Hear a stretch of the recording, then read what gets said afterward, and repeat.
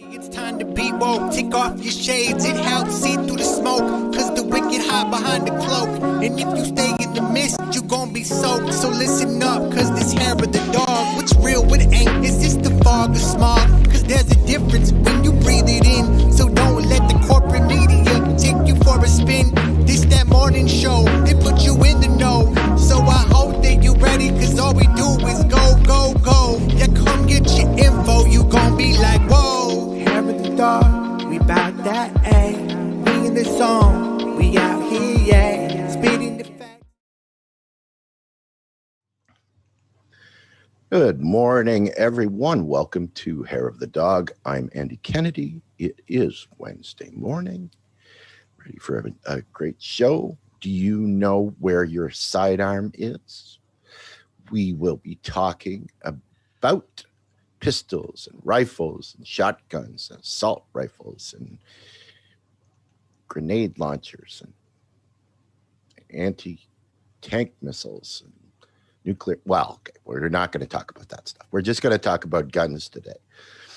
But we've had some serious discussions lately about from the Biden administration about a new bill that's come forward that's talking about doing background checks on selling of any of all weapons, regardless of their classification, that kind of thing. And our discussion today is that going to do anything? Is that going to make any difference? And what all of that means, and that starts with my introduction of my lovely and talented co-host, Miss Kerri Barber. Good morning, Kerri. How are you this morning? Hey, doing great, Andy. So before we get into all of this morning, full disclosure, I am not opposed to private ownership of firearms. But I do think that there are some rational things that we can do. And that's the conversation I really want to have, because I see this when you step back objectively.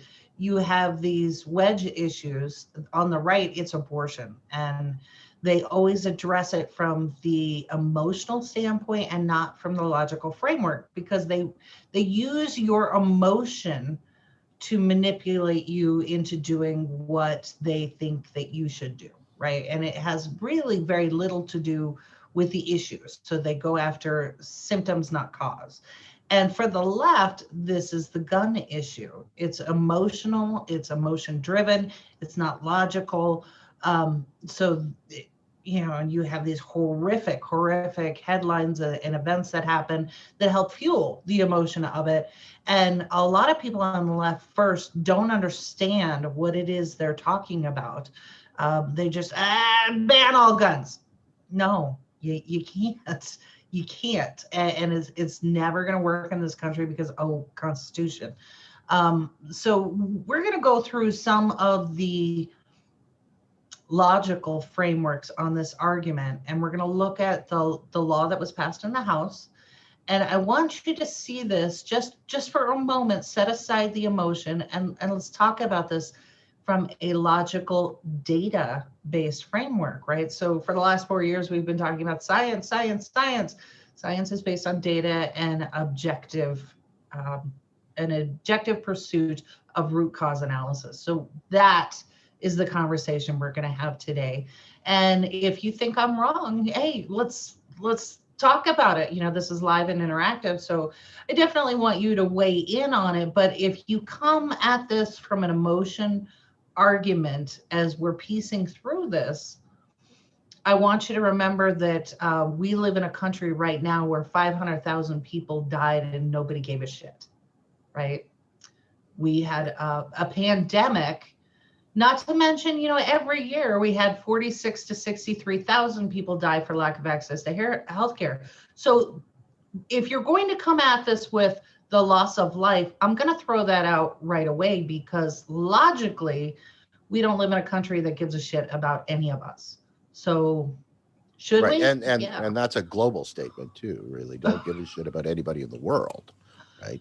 Yeah, Yemen, Syria, all of these things. We obviously don't give a shit. So if you do, I applaud you, and that makes you a better person. But we can't approach a national conversation from a legal framework with that in mind, because you are not emperor. Although maybe you should be. I don't know. Or probably not. But Right. I just wanted to say beforehand that this discussion between the two of us starts with kind of two different avenues to hopefully the same conclusions, right? Kerri is a gun owner herself. She's owned guns, I assume, for quite a while. I am not. I don't own a gun. I never have. I never will. I understand, why guns exist. I have a ton of friends, based solely on my location in Ontario and Canada, who are avid hunters that own, rifles and shotguns and what have you. But I think that it's going to be interesting for the two of us to work from two different positions to eventually, hopefully, the same place, right? So I just wanted to preamble that before we start. Oh, sure. And I have to clarify, this is where it gets really weird in the law. I am technically not a gun owner. And the reason for that is I live in a state where medical cannabis is available to me. And because I had to make the decision, do I want to take opioids for some conditions that I deal with and foster a lifelong addiction based on the pharmaceuticals, and then I could retain gun ownership and use, or would I go for microdosing through cannabis? And if I did that, I cannot legally own firearms, nor can I purchase them. So my husband owns them. And as we know, people that have THC in their system are, of course, more readily available to shoot someone else because they get hyper. Yeah, no, none of that happens. So there again, we start from a logical framework. Does it make sense? Do you want somebody like me? Do you want me high on opioids and toting weapons, or because that's what the law says? That Right. is how it works. Yes, So, and if we could actually even hopefully come to the conclusion that if everybody was allowed to take medical marijuana, there would be no need for guns at all. right, right. Yeah, nobody ODs on cannabis. It just, yeah. So that's the beginning of this particular conversation. Let's set that aside now. So I want to take a step back, and we've talked a number of times about AOC and other politicians who, from a candidate standpoint, they went from candidate to elected official, and how that framework changes their policy positions. But allegedly. Allegedly. Gotcha there. We go by what they do, not what they say. So a candidate is all about what they say. So let's take a look first at candidate Biden and his gun policy. This is on his candidate website, which is still up, and I've got the link to it on this particular graphic. So you can go out and look at what candidate Biden said. And when now I just pulled the highlights out of it. He had paragraphs upon paragraphs, and a lot of it sounds really good. It sounds good, right? As somebody who is not opposed to private gun ownership, some of this I'm like, okay. Well, the first one is absolute bullshit.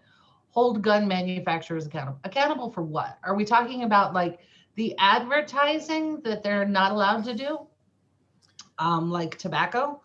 So I don't understand what we're holding them accountable for, unless you're just going to ban manufacturing in this country altogether, which you could. They might just mean to accounting, right? So make sure that their books are in order. Maybe that's true. I don't know, but that was first on his list. So for me personally, I reject that one outright. Hold But them it sounds accountable. good. It sounds great. It Right? sounds great. It's a great intro point. Exactly. Okay. This next one, and this is the big one. And this is for you on the left who are opposed to gun ownership. The second point, you're really going to be all over this. And this is the point that I think I'm not saying you're wrong, but I'm thinking that you are missing the point. And this one, when we say ban the manufacture and sale of assault weapons and high capacity magazines, if you take that sentence and that whole idea and you're like, yeah, let's run with it, this is where they're going to trip you up, because you do not understand the vernacular. You don't understand what you're looking at, and you don't understand the implications of moving forward with this. Because what's going to happen is if you move forward with this, it will never pass because it's worded incorrectly, and the whole idea of what this is not reality. And I have some examples that I want you to see. So if you are, my best advice is, if you are somebody who is very much opposed to Second Amendment and you're very much opposed to private gun ownership and all of these sort of things, you need to start at a good, reliable gun club or shooting range and sit through one of their safety courses where they will answer questions and answer all of these things. So for example, high capacity magazines. Makes sense. You don't want somebody walking around with a 30 round magazine. First of all, they're a bitch to pack.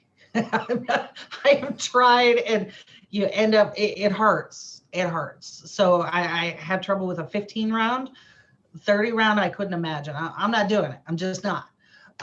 But here's the thing, the person who is opposed to these types of weapons watches too much TV. And what they think happens is you go through that magazine and then you just pop another one in there. But what they don't realize is if you have 5 rounds in a magazine and you click this button, you can do it in a matter of seconds. Click the button, pop in another 5. So I want you to understand, I'm not saying you're wrong, but I want you to understand exactly what it is you're asking for. If you get rid of the high capacity magazines, then somebody who is potentially trying to commit a mass murder through this weapon could have multiple magazines on them, and it just takes a matter of seconds. Drop the magazine, pop the new one in. Then, of course, we get into the whole argument of fog of war and how that actually works. But my best advice, and we did this with congressional candidates, progressive candidates, who were very much opposed to certain types of weapons and were in favor of these bans. We took them first to a reliable shooting range so that they could see, okay, when you say X, Y, and Z, here's what you mean. Is that really what you meant? And then each one of the candidates was like, oh, wait, no, I had no idea. But if I word it this way, and then the instructor would be like, yeah, that would work.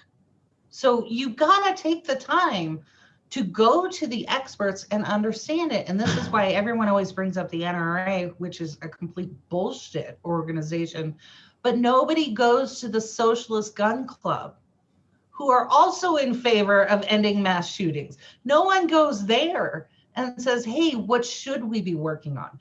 No one consults with them. Why? Why? And to me, it is identical to the abortion thing, because they're really not trying to solve this issue. What they're trying to do is spin you in knots and get you all worked up and upset. And, you know, there are certain organizations out there that are just happy to take your money and exist on your emotional outrage. So there's my rant on that one. And then regulate possession of existing assault weapons under the National Firearms Act. Okay,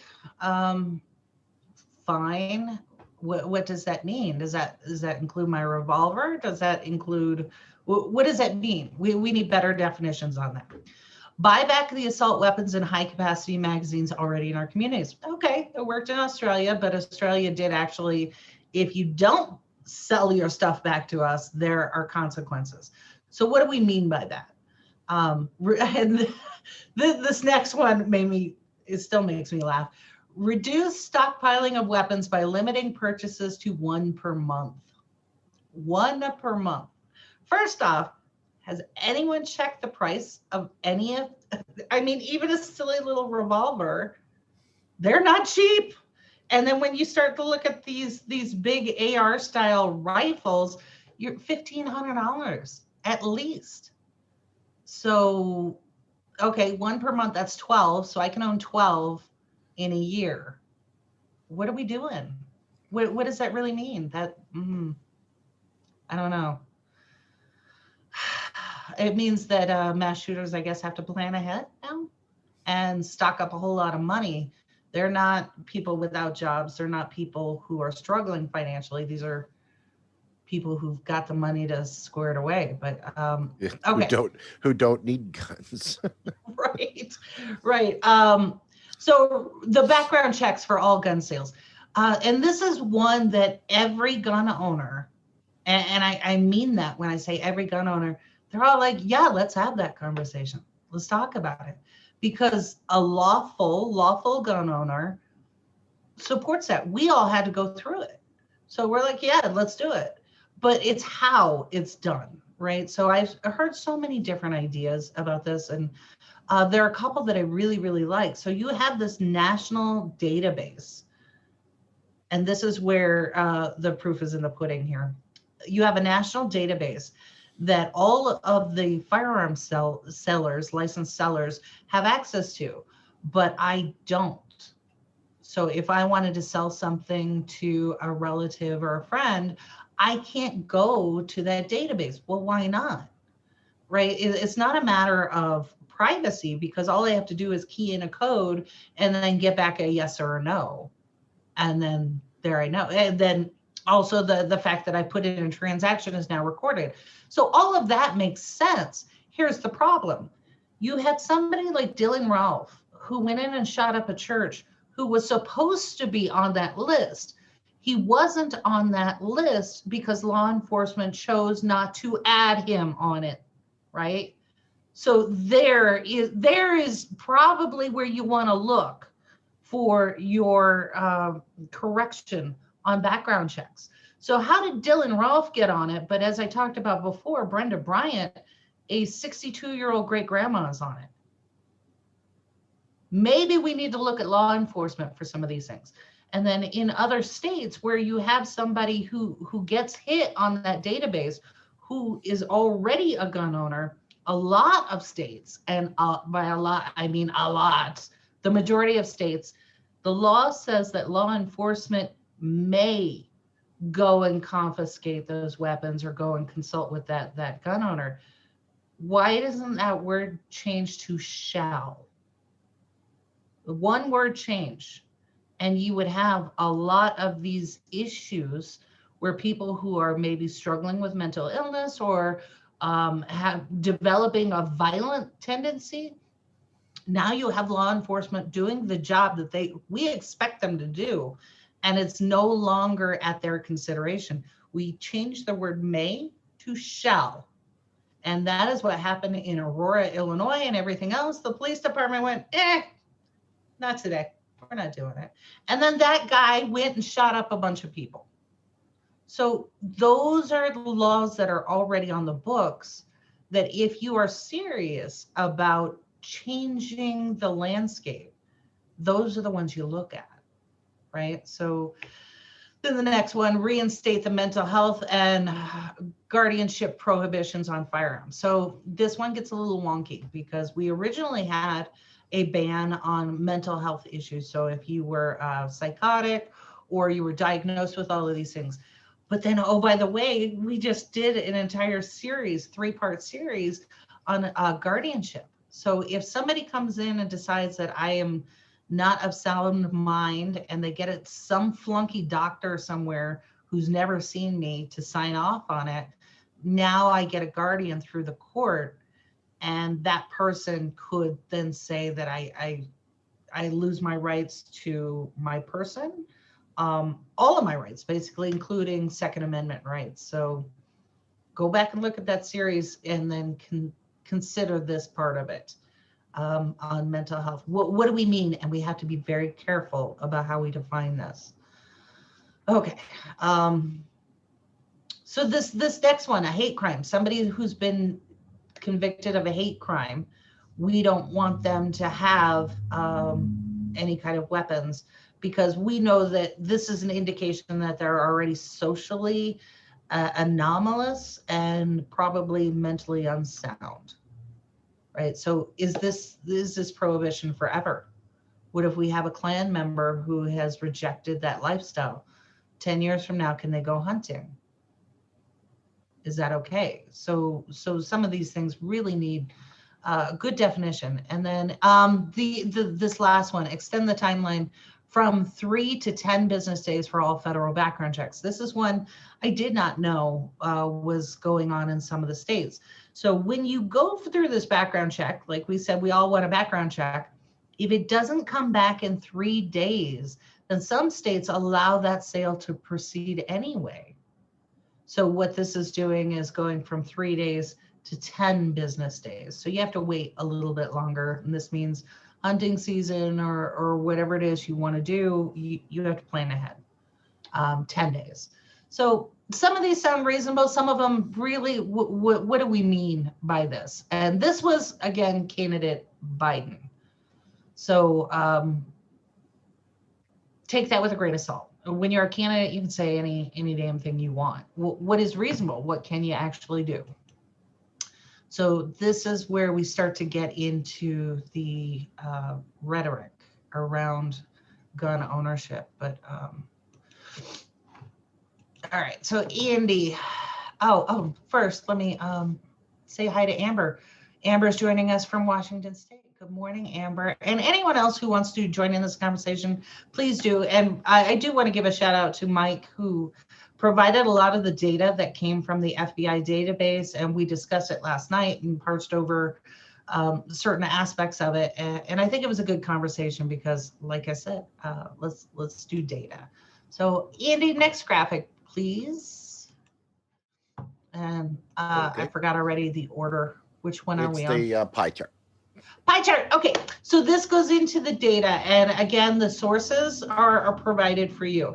So at the top of the narrative, we see, again, let's take the emotion out of it, the horror out of it. We see the rhetoric around mass shootings, that they are getting so much worse. And what they are also saying is that these are getting worse post the ban on assault weapons. Is that true? And this is where critical thinking comes into play.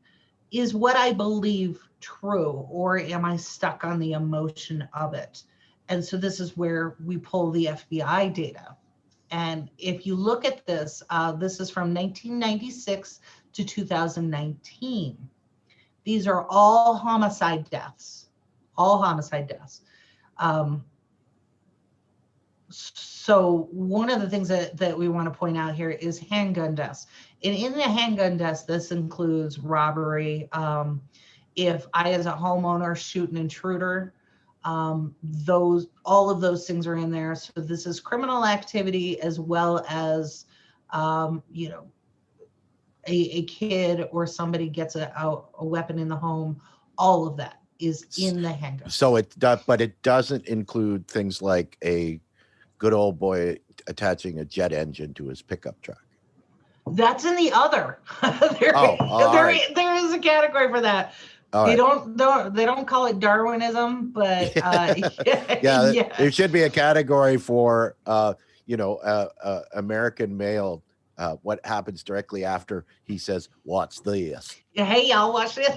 Well, it is so funny because the joke in my house, and I'm gonna make light of this, even though it's a serious subject, is I was pulling up the data and I'm like, poison, those are rookie numbers. What's going on with poison? Because in my house, we always have this joke where occasionally, I'm cooking dinner and he'll be eating and I'll just be watching him intently going, do you feel it yet? And so it's a joke in our house, but poison deaths are now down to 0.007. It's like next to nothing. But this gives you an idea of over this entire period from when the ban was originally in effect to when it subsided and sunset to now. Here it is. And then the other thing that Mike pointed out in the data, and he's right, is when the ban sunset, we didn't have a massive increase in deaths because of those weapons. So this is where critical thinking really comes into play. We haven't had this explosive death rate as a result of these particular weapons.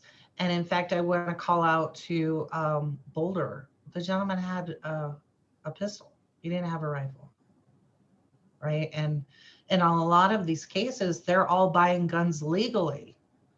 So what do, right? And this is part and parcel to where one of the data sources that is being used right now that I want to call out, and I put a link to it, Newsweek talked about their headline, which is, in my opinion, completely misleading. It says Clinton-era assault weapons ban did work according to new research. So when you read this article and you peel back on what they mean by this research, they say 10 years after the ban expired in 2004, the number of mass shootings more than tripled and the number of fatalities spiked more than foretold. So if you read that particular sentence, you're like, oh, wow, that ban really did work. Here's the problem. A lot of the weapons used in that period after the ban sunset were not the weapons that were banned at all. So you have to reject the logic there. So causation and causality are two different things. What was happening in the United States in the period after the ban went away? You had income inequality soaring. You had homelessness soaring. You had drug and alcohol, self-medication and addiction soaring. We had the beginning of the opioid crisis. We had massive social unrest beginning in that period.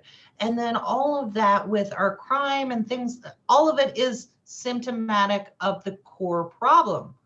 So here they're trying to say that it was the weapons that were banned that were causing or being used in these mass shootings, and they weren't. Not all of them, some, but not all of them.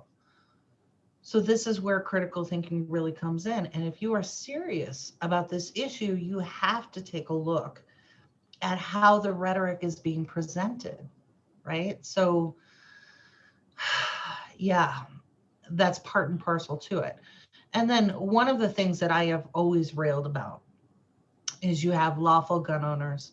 And as a parent, a lot of these shooters, like the original Columbine shooters and things like that, that was not lawful gun ownership, because as an owner, you are supposed to secure your firearms at all times.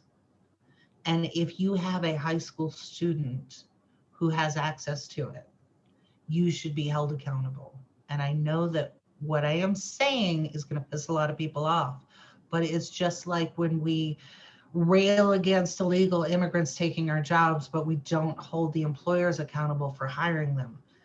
In the same respect, if you claim to be a lawful gun owner, but yet we are not going to hold you accountable if your negligence contributes to the death of others, maybe that's where we need to look, right? So trigger locks are free. They come with every weapon.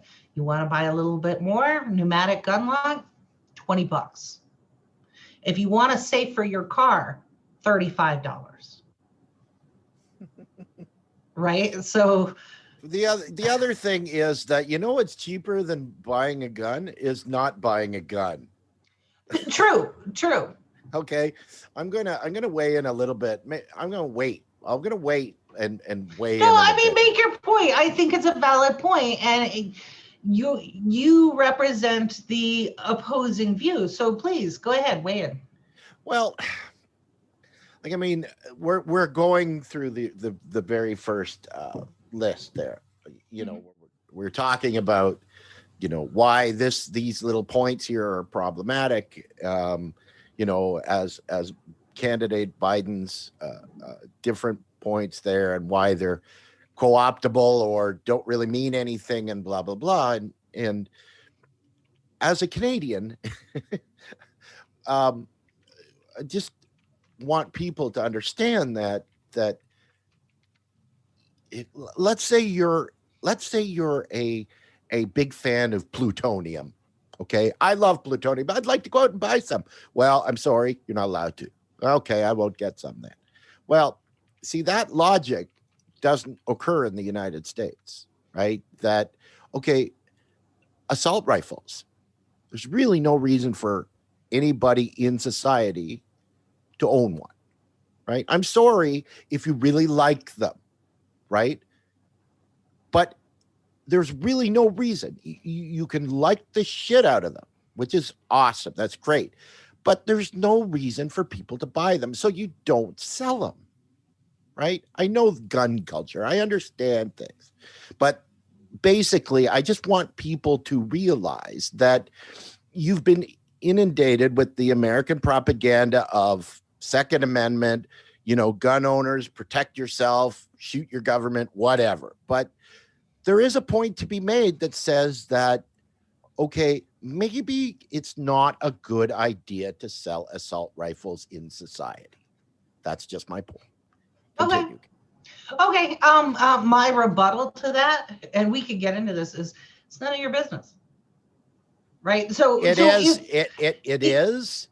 If people need to go out and get it, right? And they are being used. You can talk about the magazine, you can talk about this, you can talk about that. It's none of my business. Well, like I said, if I want to buy plutonium, it's none of your business, but the government won't let me. True. So like I can't buy a tank, and I would love to have a tank. I would absolutely love to have that. But that's another point. That's right. Another story. So therein goes the question, but then on the flip side of it, like the abortion thing, right? If somebody wants to have an abortion, I am opposed to it. It's none of my business. It really isn't. But if I want to do something to curtail that behavior, rather than telling them no, what if I made it so that it was, I don't know, unnecessary? What if that's the take? And that's actually what I'm proposing with the anti-gun ownership argument. Make it so that I don't need it. Maybe I don't need it. And by that, I don't mean impoverish me. I mean in a positive way. But real quick, so when we're talking about performative measures, I want to get to this bill that just passed the House. And this is the identical bill that was introduced last year. They just changed the year on it. So this is HR 8. And if you could put up that graphic. And here are some major problems that I have with this bill. And I think even if you are opposed to gun ownership, have you read this thing? Because I don't think you'd agree with these things either. And so then the question becomes, what kind of performative bullshit is this? Right? Is this who is touting this as a success? And this is HR 8, Bipartisan Background Checks Act of 2021. It's the exact same one that came out in 2019 and before. And so here's the problem from a political standpoint. This is such a shitty bill, and it does some really crappy things. You cannot expect to put this out and have it pass through Republicans, right? They need Republicans to sign on to get this bill. And they know that it is a shitty bill, and there will be Republicans who vote no on it. So they get to say, well, we put out the shitty bill and it didn't pass, blame it on the Republicans. It's the exact same situation we had in the discussion on Monday about Joe Manchin. Joe Manchin was the foil. Right, that the Democrats have Republicans too. Yes, and this is, if you don't think that this is a bipartisan effort, then you're not paying attention. So here's the bill. This is the one where I was like, oh my God, right? So in this paragraph, right, what this does is if I, as a gun owner, want to sell something to someone else that is not my spouse, I now have to surrender my firearm to a licensed gun dealership. This is a store, a private business, and they have to do the background check. So I am not permitted to get access to the system in any way, shape, or form, even through QR codes or whatever we would put in place to ensure private information is not shared. They didn't go that route. What they said is, I now have to go to a private for-profit company, surrender my firearm, get them to do the background check. And if you don't think there's a fee involved in that, you're not paying attention.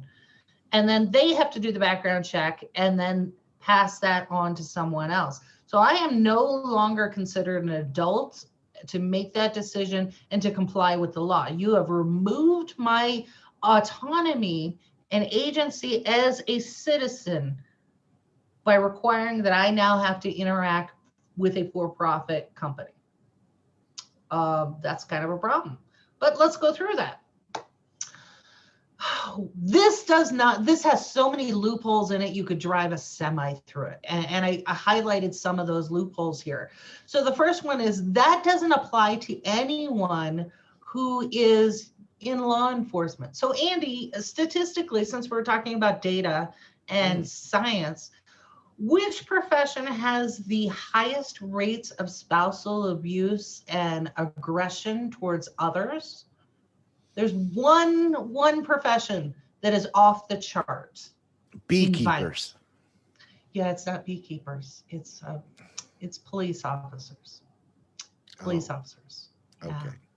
Yeah, and we have that famous case of the one guy, I think he was Wisconsin or Illinois, who killed 3 of his wives and still maintained his job as a police officer. Way to go, Blue Lives. So this carve out here is for any law enforcement officer, and then a private security professional or member of the armed forces. Didn't we just have somebody, I don't know, was it Fort Hood, who shot up a bunch of people in a mass shooting? Oh yeah. Oh, that's right. Yeah, I forgot about that. Yeah, so then we have militia members, and oh, by the way, that big FBI report about the white supremacists who have infiltrated law enforcement and the military, but it's okay for them. There's your semi, right? So this makes no logical sense whatsoever. And then this other one that down here, where transfer a loan is a bona fide gift between spouses. So like I can do it with my husband, but I can't do it with my father-in-law.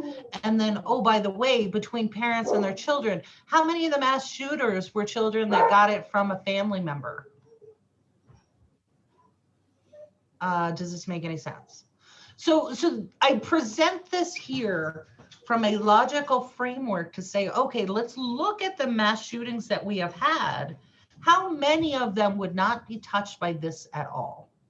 And rather than going through all of this performative bullshit, once again, why aren't we talking to the Socialist Gun Club? Why aren't we talking to reliable sources who do want reform, who want it done in the right way? And oh, by the way, we want the laws on the books already to be enforced. So I had a friend who was a prosecutor for Chicago, and we would talk quite often about the straw sales and the number of illegal firearms that were on the streets, and they were handing them out, and it was just flooding the streets of Chicago, just like the crack cocaine epidemic. They were doing this shit on purpose, and it was Chuck's gun sales just across the border in Indiana that was doing it.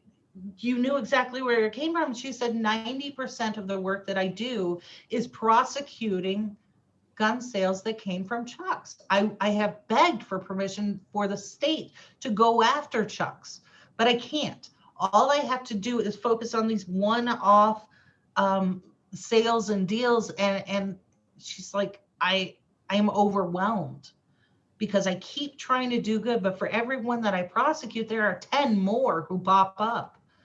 So this is an opportunity we have to hold people accountable using the actual laws that are already on the books, but we aren't.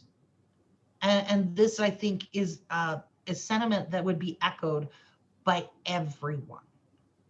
And this is where I need the anti-gun owners to really understand. Together, if we understood this issue and promoted that, you're going to see some substantial changes for the positive that we can all agree on.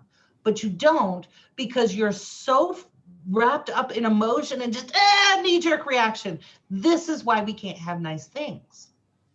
And I would also argue that some of these people, and thank you, Mike, for the Reddit, some of these people are actually working against regulation and reform for gun ownership, for the betterment of us all. What they're actually doing is making their arguments so bullshit rhetoric and performative, acting as if they are in favor of reform, that they've gone so far out to make your entire argument look ridiculous and lose credibility. We see this time and time again from police officers who are inserted into like Black Lives Matter, who are agitators.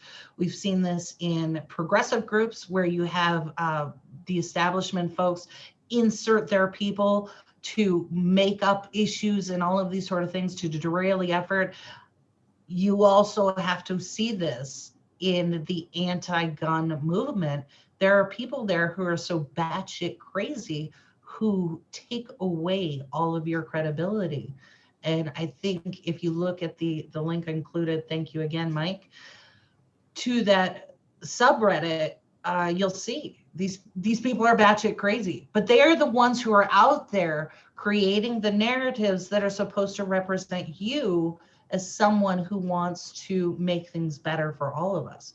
So you really got to be aware of who's taking it upon themselves to speak for you in these types of situations. It's not good. So Mike, I cannot buy a tank. So Mike says you can buy a tank. No, I can buy a personal carrier, and I can't buy a US one. I can only buy a British one.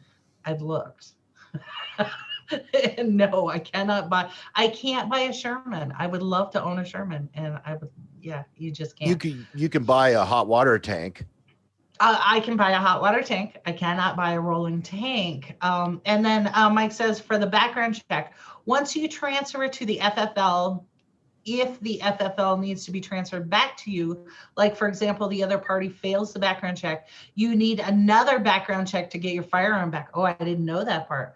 So going back to the transfer. So yeah, now you're penalizing me multiple times for trying to do the right thing. So then Dylan says, you could build a killdozer. Yeah, I don't think anybody wants me welding right now, but yeah, Dylan, let's talk. That seems like a good sideline project there. So thank you for that. Okay, so getting back on track here. So when we talk about, the background check and these bills that go through, I cannot, from a logical framework, if you are serious about making these changes, that this bill, HR 8, is in any way, shape, or form a good representation of what it is you say you want. And even in that bill, it outlines exactly what the purpose of the bill is. It is not to end mass shootings. It is to reduce the lethality of those mass shootings. So I'm going to say that again, and I want you people to really digest this and sit with it. Their goal is not to end mass shootings. They just want the body count reduced. Well, why would they do that? Because it doesn't make the headlines. Because you can go back to sleep. Sure, because they consider a mass shooting above a certain number of people dead. It's right? Four.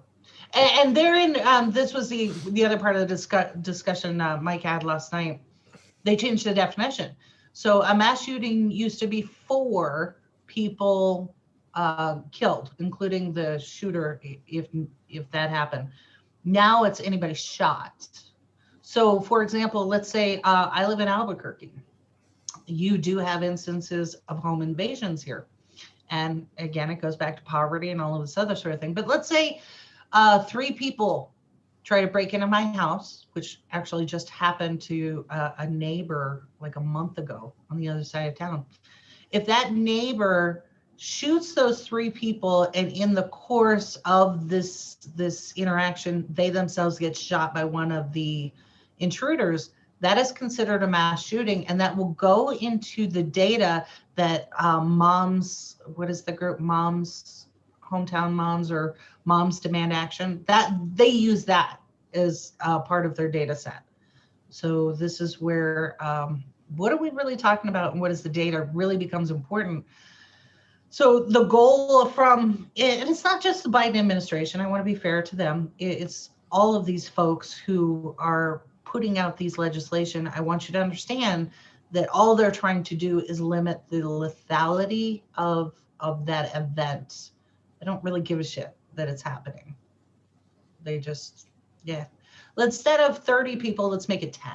Or instead of 10 people, let's make it 8. That's totally fine. It's fine. So this is the framework that you are operating within. And so one of the other points when we talk about what exactly are we discussing here, and you as a proponent of curtailing gun ownership and assault weapons, what does that actually mean? So Andy, this is the, I think this is the last graphic, pistols versus rifles. So in the headlines, we always talk about assault style weapons and assault rifles. This I thought was interesting. So this is the Ruger AR-556. First, trigger warning, no pun intended. If anybody gets upset by this, my apologies, but we have to have an adult conversation here. So this is the AR-556 pistol. It is a pistol. It is not a rifle. This is one of the weapons that the shooter in Boulder had with him. This was the weapon that he had recently purchased. He purchased it illegally. He passed a background check. So, Andy, you and I talked before we went live. Why is this not a rifle? Looks like a rifle. Yeah, well, it certainly does. Right. It's not. And what makes it not a rifle is that the little piece on the back there. You don't, I mean, it's not a rifle action, it's a pistol grip. And the style of how it operates makes it not a rifle. So if you're trying to ban assault style weapons, what does that mean? And if you're going to write a bill, you should probably know these things, right? So the way that it is defined right now, this Ruger 556 would not be included in it. Or and this is all the shape of the stock. That's it. There's no stock. That's the point. There's no stock on this. It's a pistol grip. That thing on the end looks like the stock. It's not. You don't put it against your shoulder, and that's why it's not a rifle. It's a pistol. Oh. Okay, right? Well then, so you got, so you have a place for both hands.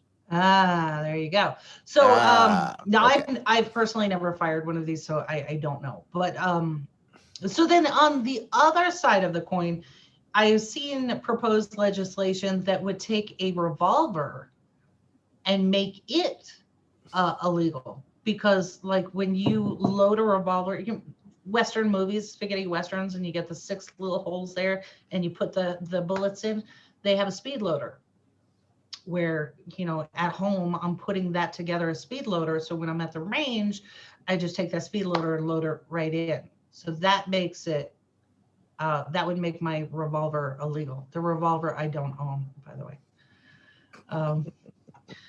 So don't look at me. Right.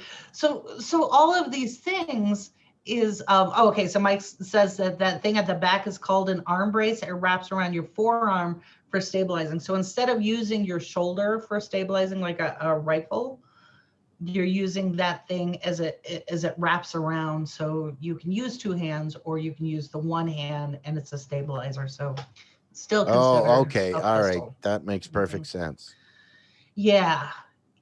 Oh, okay. So Mike included a link for me so that I can own a tank with working gun. Oh, okay. I'm going to check that out. Thank you, Mike. I may be driving a tank. That's awesome. So all of this goes back to say, if you believe in science and reason on one hand, then why wouldn't you apply that same science and reason to solving an issue rather than going to a knee-jerk reaction, performative, emotion-based bill or policy that really does nothing? You're not achieving your goals, right? It becomes like, bonbons or the daily soaps for a very serious issue. It's no, you shouldn't do that. And this is one of those areas where gun owners and people who are concerned about it really need to get together and talk about it, because I'm in the same boat as you. I don't want this stuff to happen, but I also don't want you to take away my rights, whatever we decide those rights should be. Like, there are some things I can't own. I can't own a pinhole mounted machine gun as much as my husband would like to.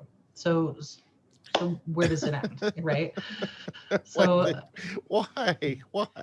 traffic. He thinks it would help with traffic, and I've tried to explain to him that no, it would actually make your commute harder. Yes. And if he drove a normal speed, it wouldn't be an issue.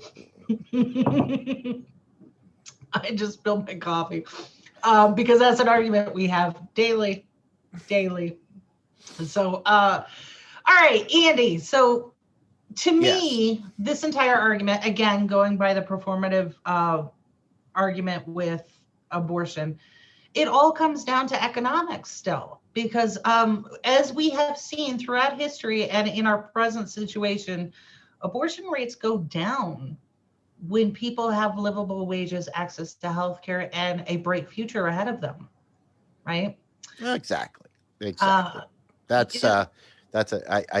think that's a given, and I think that we're going to make this bridge now. But go ahead, Kerri. Well, yeah, I think it's the exact same thing. So when we're talking about the mass shooters, it's easy to sweep it under the rug and say, well, mental health. But wait a second, is there some argument there? For example, we closed down all our mental health facilities. We put a for-profit insurance company in charge of it. It limits it. So I had a friend whose brother was presented a threat to himself and to others. Also had loaded weapons on him, was threatening himself and others. This person, he actually had the fortitude to call the police on himself and say, hey, I need help.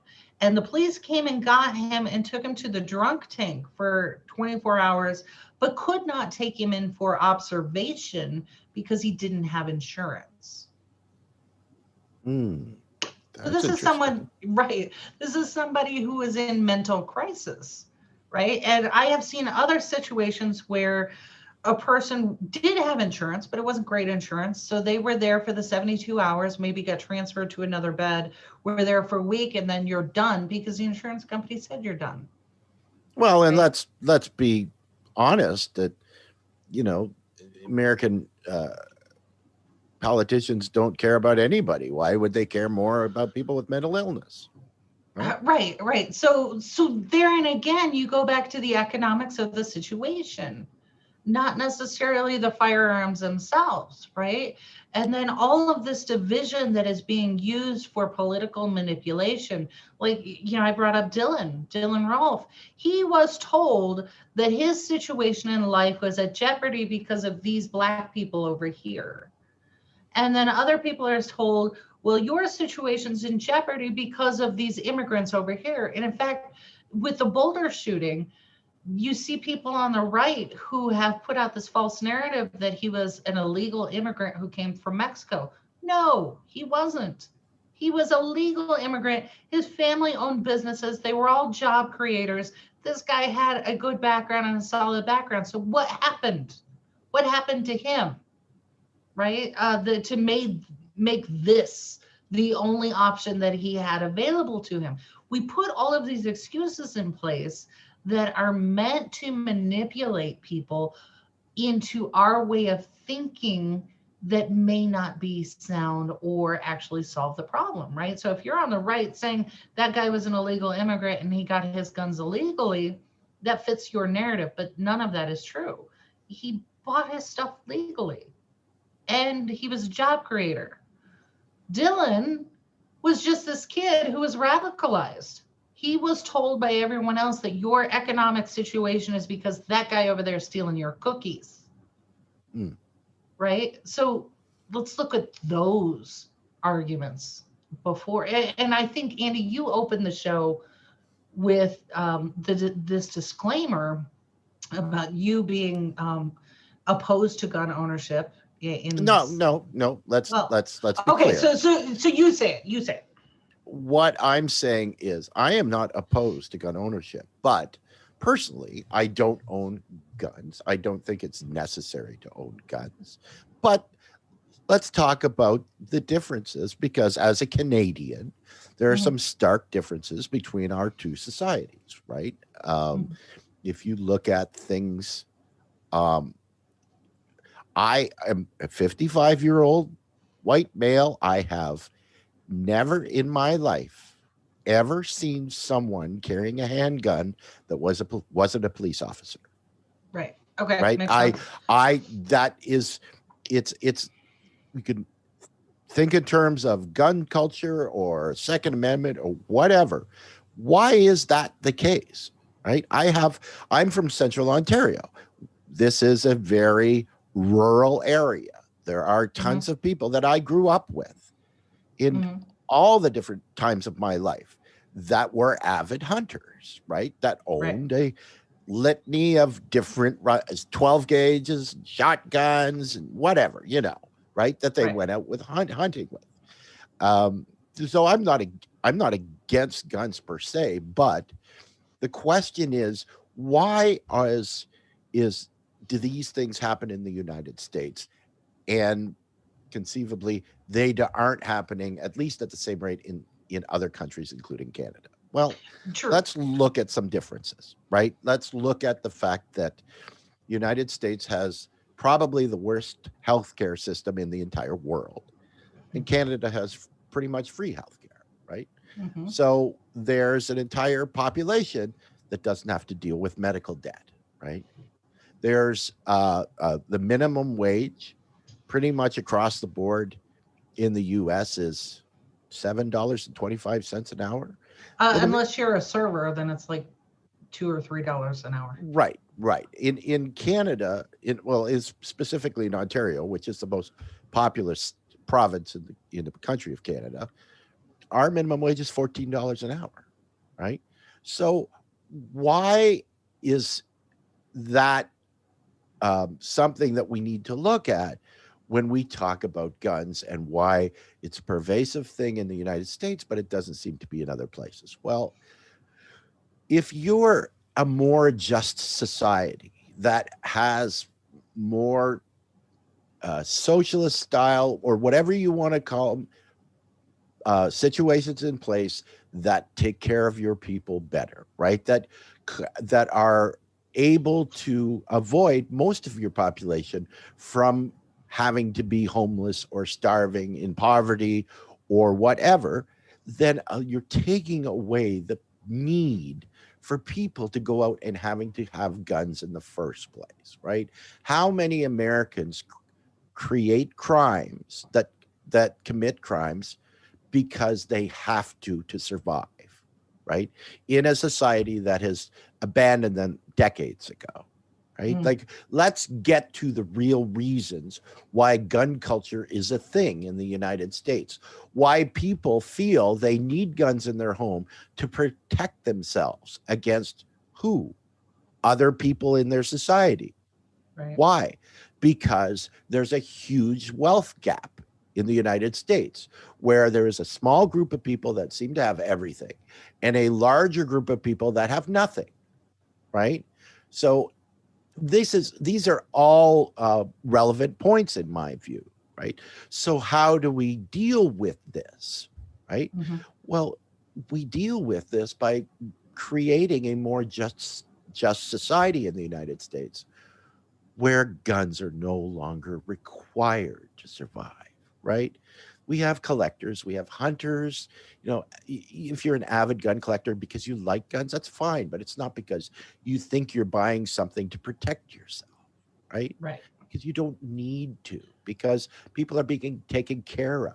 You don't have people living under bridges or being thrown out of their homes during a pandemic, right? And I think that that's a huge consideration. Absolutely, and I think all of that goes in part and parcel. So Mike pushed back on something you said, Andy. He said, you have never seen someone carrying a gun that you know of, because Canada does have concealed carry. So that's true, but that also goes. But that's a technicality, right? Okay, it goes into your argument here, right? So as a parent, your kids will emulate what you do. Like, we know racism is taught, all of these sort of things. My husband was raised in Southern Indiana. Gun culture was very big. So he's going to pick up all of the things that his parents did. So let's take it from a macro standpoint. When you have your government telling you that your life doesn't matter over and over again, that your neighbor's life doesn't matter over and over again during a pandemic, shut the fuck up and take this 1,400 and go away, die quietly. When you have them going over and catering to the donor class, including the for-profit insurance companies, while you are dying, all of that at some level does sink in. And this is why in the United States, we have this culture of the bootstrap is a polite way of saying you don't matter. You don't matter to me. I don't matter to you. We are individuals. We are no longer a nation of we, because all of this has been filtering down. This is the trickle down about our lives have no value whatsoever. Well, So they have a monetary value, right? As a commodity, commodity. Yes. If I'm in a capitalist society, the citizenry of the country are not people to be taken care of. They're people to be exploited. Exactly. And I think that is where we are at when it comes to all of these wedge issues. At its core, you as an individual don't matter, and we are going to give you performative measures just to keep you herding down that chute, and you go the way we tell you to go. And that is really the crux of this kind of argument. And I love that Andy's coming from one perspective. I come from another perspective because my reality is very different. I am in the middle of the desert by myself, and I have to deal with, I haven't yet, but the risk is there. Prairie dogs? No, mountain lions. Mountain lions. So I have mountain lions, and then I have coyotes, which, so long as they're not rabid, they're pretty much okay. And then I have rattlesnakes, and I have no cell service. So yeah, so I will be armed while I'm there. But then that last piece that you touched on, the last reason that I will be armed while I'm by myself is because there is a very high element of poverty here, and things go missing. It's petty theft, right? And if somebody decides, hey, I'm going to steal your stuff, I am more inclined to let them. I would hand somebody my car keys. Here you go. Have a nice day. I'll give you 20 minutes before I call the police. That type of thing. But I cannot guarantee that it would be a cordial robbery, right? So from my perspective, yeah, I'm gonna have something with me, but I also recognize where this comes from, right? So it's not just wildlife, but it's also, yeah. So if you live in a society where if you had, we can look at a number of the different progressive policies, right? Like a federal jobs guarantee. If everybody's got a job, that's making a non-poverty wage with benefits, right? Then you're removing that entire subset of reasons why people require guns to survive. Mm-hmm. And I think that that's a huge thing. Why is it different between the United States and every other country in the world?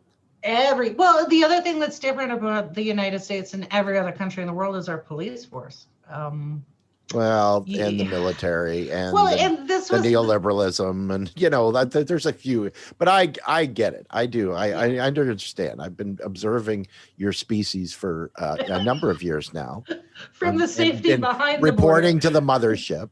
Right. So.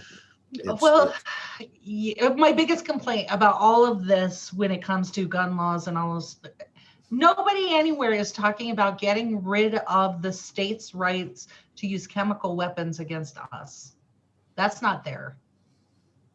Where are all of the magazine limitations and assault weapon bans on the police?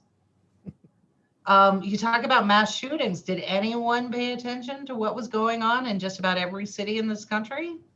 Those were mass shootings. Some people died, but we don't categorize that event in that way when it's the police doing it against law-abiding citizens who have a right to protest.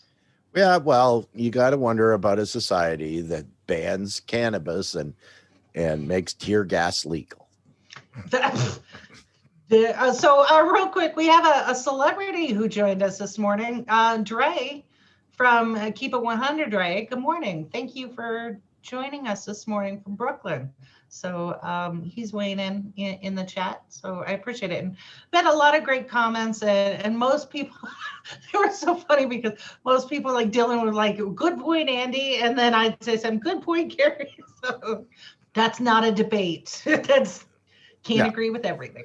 No, so, I thought it was very important for us to come at this problem from two different angles, but end up pretty much at the same place, right? That it's when we talk about Medicare for all, we talk about student loan forgiveness, all of these things, reparations, everything. These are all highly dependent on a fundamental change in society, away from the neoliberal elitist capitalism and of a more socialist, taking care of the people attitude. And I think that's true with most of the things that we talk about, right? That the reason these changes need to happen is because we have to start thinking about how we make people's lives whole, right? We try to envision our society as one that progresses, right? But, other than, say, technical advances or those kind of things, what have we done for humanity, right? And what have we done for our planet? Really nothing, right? And that has to change, not only for the betterment of human beings across the world in general, but for our survival, right? Mm-hmm. That's a huge thing. Absolutely. Very well said. So with that, we'll close out the way too friendly debate this morning. I do want to give a shout out to Brandon, his program last night. I was watching it this morning. Wow, they did a really great job. And it was Seven and Brandon talking about the Chauvin hearing in the Floyd case. And Brandon really made some excellent points, but of course he always does it in a funny, snarky way. But there were just some things that he said about it's kind of the same theme where you have the state cannot go out and do just, wipe out a city anymore. Like, an entire city block in Philadelphia, as they had done, or Tulsa with Black Wall Street, that just isn't kosher. So he was describing what happened to Floyd as a massive microaggression that quells the populace. Like we all go, oh yeah, don't be that guy. look what happened to him. And he brought up so many different points in that broadcast that I really want to go back and listen to it again. But if you didn't watch it last night, it's on replay on our Facebook page, on our YouTube, on our Twitter. I do encourage you to go watch that, because they always do it in a fun, lighthearted way, but it's very poignant in what they're saying. So I am sure that Brandon is going to keep watching and keep us up to date on that whole trial. And then last thoughts here from Dre. He says, I think the only way Americans would agree with the term socialist is if it's framed as Americans. Many Americans still fear the term, although all the most popular programs are socialist programs. Excellent point, Trey. And Andy, you and I had talked about doing a segment where we just do the basics of what each one of these ideologies is, political ideologies, because here in the U.S., everything's socialism. We hate it. Socialism. Well, quite honestly, final point from me, doesn't matter what you call it, right? If it's a policy that makes people's lives better on an individual level, right, in the micro level, where people, don't have to pay tens of thousands of dollars for health insurance or any of our progressive policies, then it makes their lives better, and it doesn't matter what you call it, because people's lives just get better. Excellent. All right. And with that, we're way over time, so let's get out of here. We'll come back Friday. No argument from me. Okay. Thank you, everybody. All right, everyone. Enjoy your Wednesday, and we will see you on Friday. Take care. We bout that, ayy. We in the zone. We out here, yeah. Spitting the facts, how it's supposed to be. Hair of the dog, we keep it G. Whoa.